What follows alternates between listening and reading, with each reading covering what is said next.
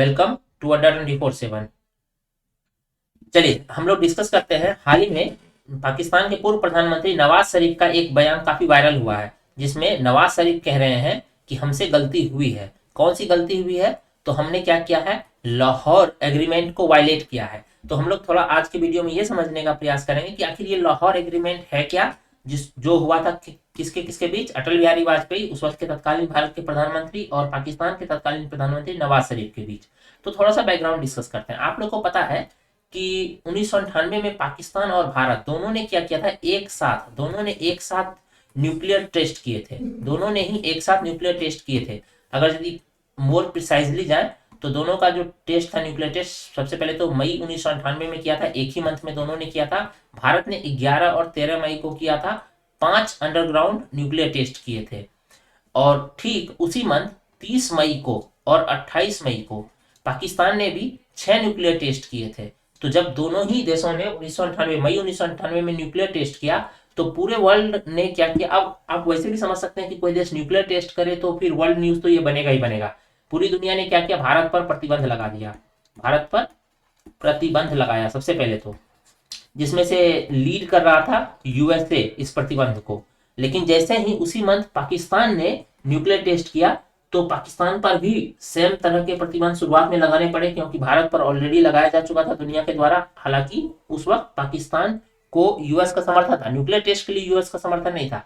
कहते हैं, एक र्यूमर ये भी है कि पाकिस्तान को कहा गया था अमेरिका के द्वारा कि आपको $5 बिलियन का एड मैं प्रोवाइड करता हूं, आप न्यूक्लियर टेस्ट को क्या करो, अवॉइड कर दो। लेकिन पाकिस्तान ने उस वक्त इस न्यूक्लियर एड को लेने से मना कर दिया था। ये अनऑफिशियल है बाय द वे, ये अनऑफिशियल है कि न्यूक्लियर टेस्ट को $5 बिलियन के एड को स्वीकार नहीं किया, बल्कि उसने क्या किया था कि न्यूक्लियर टेस्ट किए 28 मई को और 30 मई को। हालांकि एक ये भी है कि पाकिस्तान ने खुद की टेक्नोलॉजी बिल्ड करके ये न्यूक्लियर टेस्ट किया था, या इसमें चाइना का मदद मिला था। क्योंकि कई इंटेलिजेंस रिपोर्ट ये भी है कि चाइना ने एक्टिव सपोर्ट दिया था पाकिस्तान के मिलिट्री प्रोग्राम को। उसके बाद एक केस तो है भी, जो AQ खान का केस है, अब्दुल कादिर खान का केस है, पाकिस्तान के परमाणु वैज्ञानिक।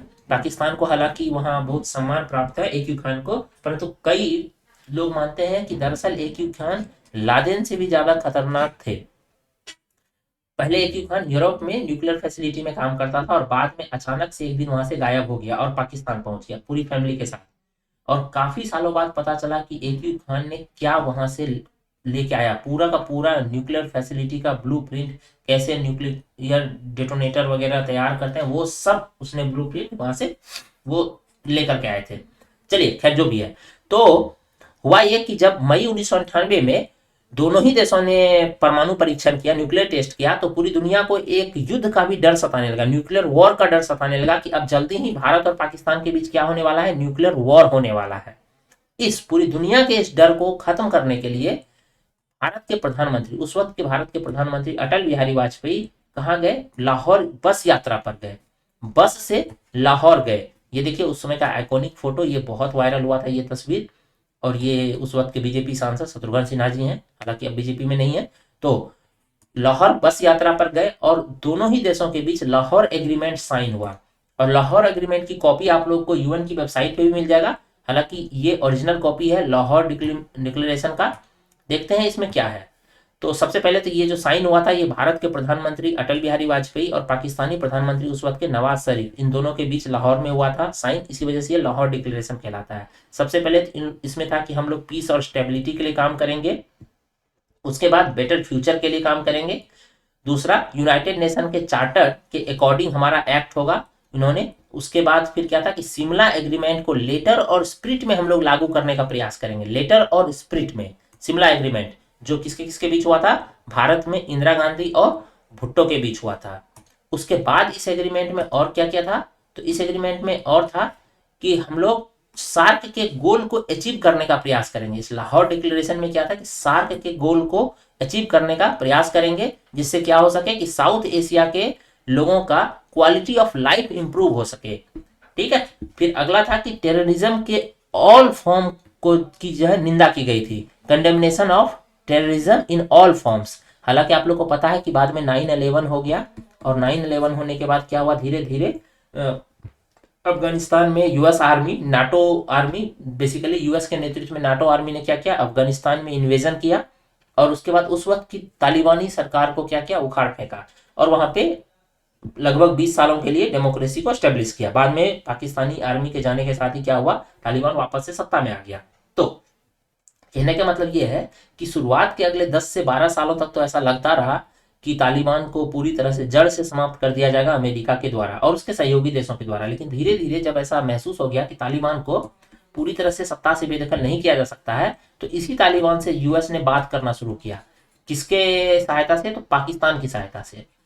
पाकिस्तान की सहायता से तालिबान से अमेरिका ने बात करना शुरू किया। लेकिन और इससे क्या हुआ कि तालिबान जो अब तक क्या था, अछूत था, एक तरह से टेररिस्ट ऑर्गेनाइजेशन था, इसको क्या किया गया, वैलिडेट कर दिया गया, इसको वैलिडिटी प्राप्त हो गया, वैधता एक तरह से प्राप्त हो गया इंटरनेशनल अफेयर्स में। लेकिन उसी समय तालिबान का एक और विंग है टीटीपी नाम से।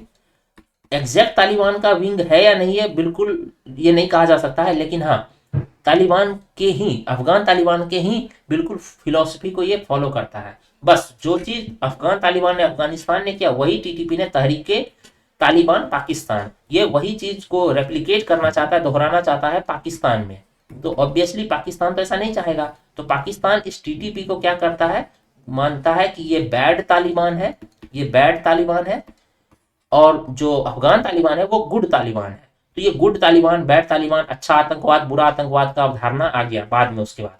लेकिन लाहौर डिक्लेरेशन में क्या किया गया था, ये तय किया गया था कि हम लोग क्या करेंगे,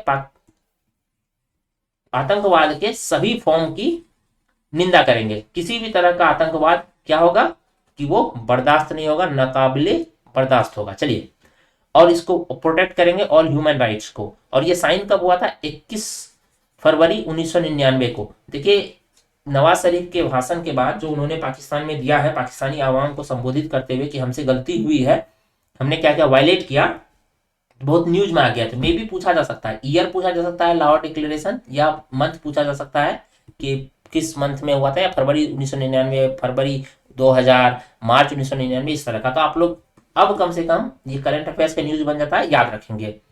चलिए, ये डिक्लेरेशन फेल क्यों हुआ, जैसे ही ये डिक्लेरेशन हुआ तो उसके जस्ट बाद, उस वक्त कौन थे, जिस वक्त ये डिक्लेरेशन साइन हो रहा था उस वक्त पाकिस्तान के सेना अध्यक्ष थे जनरल परवेज मुशर्रफ। जनरल परवेज मुशर्रफ सेना अध्यक्ष थे और पाकिस्तानी सेना को हमेशा से भारत के साथ शांति वार्ता को लेकर इनसिक्योरिटी सा रहा है। इनसिक्योरिटी सा इसलिए रहा है कि पाकिस्तानी सेना ये बात जानती है कि अगर भारत के साथ पाकिस्तान के संबंध पीसफुल हो गए तो पाकिस्तानी सेना की जो इम्पोर्टेंस है वो बहुत घट जाएगा। पाकिस्तानी सेना जो रिसोर्स पाकिस्तानी जनता से लेती है या पाकिस्तानी एक्सचेकर से जो रिसोर्स लेती है वो रिसोर्स उतना उसे मिलेगा नहीं। तो इसी वजह से क्या किया, पाकिस्तानी सेना ने इन्वेजन कर दिया करगिल क्षेत्र में। उस वक्त पाकिस्तान के सेना अध्यक्ष जनरल परवेज मुशर्रफ थे। हालांकि दोनों के बीच एलिगेशंस भी लगता है। परवेज मुशर्रफ ने कहा कि मुझे ब्रीफ नहीं किया गया था मुशर्रफ के द्वारा, और मुशर्रफ का कहना है कि नहीं, मैंने ब्रीफ किया। इनफैक्ट कारगिल सफल भी होता अगर यदि पॉलिटिकल क्लास की ओर से पूरा सपोर्ट मिलता। तो बेसिकली कारगिल में अटैक करने का यह था कि जो श्रीनगर से लेह जाने वाला मार्ग है, अगर इसको यहाँ से हम काट दें तो क्या हो जाएगा ना कि भारत श्रीनगर के इस एरिया को लूज कर देगा, क्योंकि यहाँ तक पहुँचने का मार्ग बाधित हो जाएगा। लेकिन श्रीनगर तक जाने का और भी बहुत सारे रास्ते हैं थे हमारे पास, हमारी आर्मी के अलावा एयरफोर्स था, इन सबको अंडर एस्टिमेट किया। बट बेसिकली मूल जो पहला ऑब्जेक्टिव ये नहीं था कि हमको क्या करना है, श्रीनगर को और लेह को कट करना है, भारत की पहुंच को बाधित करना है, बल्कि पहला उद्देश्य ये था कि डिरेल करना है, किसको, लाहौर एग्रीमेंट को डिरेल करना है। और उसमें पाकिस्तानी सेना पूरी तरह सफल रही। उस वक्त तत्कालीन ऑब्जेक्टिव में तो ये सफल रहा कि चलो डिरेल कर दिया जाए और वापस से पाकिस्तानी आर्मी का क्या हो जाएगा कि महत्व फिर से स्थापित हो जाएगा, ठीक है। लेकिन धीरे धीरे आगे चल के जो पाकिस्तान को इसका सबसे बड़ा नुकसान हुआ वो हुआ इसकी क्रेडिबिलिटी लॉस्ट हो गई। दोनों देशों के बीच क्या हुआ, विश्वास का संकट, ट्रस्ट डेफिसिट उत्पन्न हो गया। खैर जो भी है, उसके बाद का स्थिति आप लोग जान ही रहे हैं कि भारत और पाकिस्तान के रिश्ते फिर कभी भी क्या हुआ। हालांकि उसके बाद प्रयास किया गया, ऐसा नहीं था कि प्रयास नहीं किया गया। वर्तमान जो स्थिति है, ये वर्तमान स्थिति दरअसल 26/11 के बाद की है। अभी जो हम लोग देख रहे हैं भारत और पाकिस्तान के संबंध, मुंबई अटैक के बाद जो भारत और पाकिस्तान के संबंधों में पूरी तरह से ट्रस्ट डेफिसिट आया है, ये अभी तक बना हुआ है। ठीक है। पर सवाल है कि अभी जाकर के अब नवाज शरीफ ऐसा क्यों कह रहे हैं कि हमसे गलती हुई है, हमने क्या किया, वायलेट किया है लाहौर एग्रीमेंट को। इसके पीछे दो बड़ा मेजर रीजन है। पहला रीजन है पाकिस्तान में इन्फ्लेशन। आप लोग को पता होगा कि पाकिस्तान में इन्फ्लेशन 36% तक आ चुका है। वहां पे छोटा सा आटा भी, अक्सर आटे से एसोसिएट किया जाता है, वह भी जो है लगभग 800 से लेकर के 1000 रुपए के बीच मिल रहा है। पर केजी की मैं बात कर रहा हूँ, 800 से लेकर 1000 रुपए के बीच पर केजी।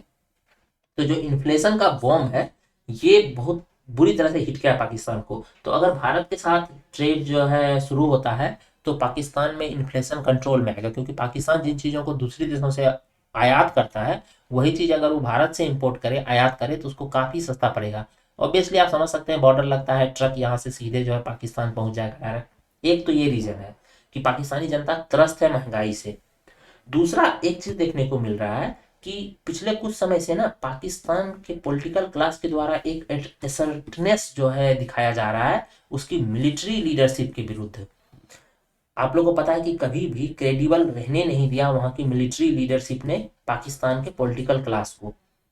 और इसके कारण जो मिलिट्री लीडरशिप को, सॉरी, पॉलिटिकल लीडरशिप को कभी भी जब क्रेडिबल नहीं होने दिया, स्थायी नहीं होने दिया, तो कभी भी पाकिस्तान की एक चीज याद रखिएगा कि डेमोक्रेसी भले उसमें लाख बुराई हो, पर डेमोक्रेटिक गवर्नमेंट की जो क्रेडिबिलिटी पूरे विश्व में होती है ना, वो कभी भी किसी तानाशाह या मिलिट्री डिक्टेटर्स का कभी भी वो क्रेडिबिलिटी पूरी दुनिया में नहीं, वो इज्जत पूरी दुनिया में नहीं मिलता है।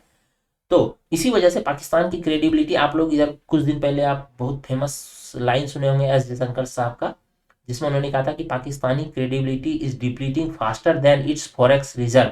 कि पाकिस्तान का जो फॉरेक्स रिजर्व डिप्लीट कर रहा है, नीचे जा रहा है, उससे बहुत ज्यादा तेजी से पाकिस्तान की क्रेडिबिलिटी डिप्लीट कर रही है। तो हाल फिलहाल में देखा जा रहा है पिछले कुछ 2-3 सालों में कि पाकिस्तान के पॉलिटिकल क्लास की ओर से एक असर्टनेस दिखाया जा रहा है मिलिट्री लीडरशिप के खिलाफ। इधर हाल फिलहाल में एक एमपी ने पाकिस्तान के पार्लियामेंट में खड़े होकर कहा था कि इंडिया क्या कर रहा है, चांद पे जा रहा है, और हम 1-1 केजी आटे के लिए लाइन में खड़े हैं। उसके बाद आगे बढ़ के उन्होंने क्या कहा कि हमें फैसले लेने नहीं दिया जाता, और फैसले वो लेते हैं जो दीवार के पीछे रहकर हमें कंट्रोल करते हैं। ये सीधे सीधे पाकिस्तानी मिलिट्री एस्टेब्लिशमेंट पर किया गया, क्या था, आरोप लगाया गया, आरोप था। तो ये एक असर्टनेस सा दिख रहा है। इसी असर्टनेस का एक अगला कड़ी मान सकते हैं जब पाकिस्तान के पूर्व प्रधानमंत्री नवाज शरीफ का ये बयान आया कि हमसे क्या हुआ है, गलती हुआ है, हमने लाहौर अधिवेशन को क्या किया, वायलेट किया है। तो आज के लिए, आज के डिस्कशन के लिए बस इतना ही।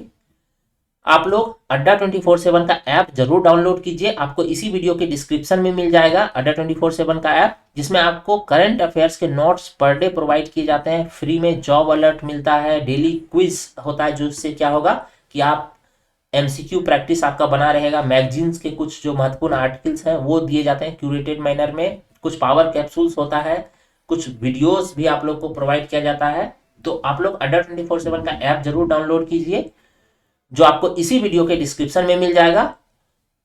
तो आज के लिए इतना ही। Thank you very much.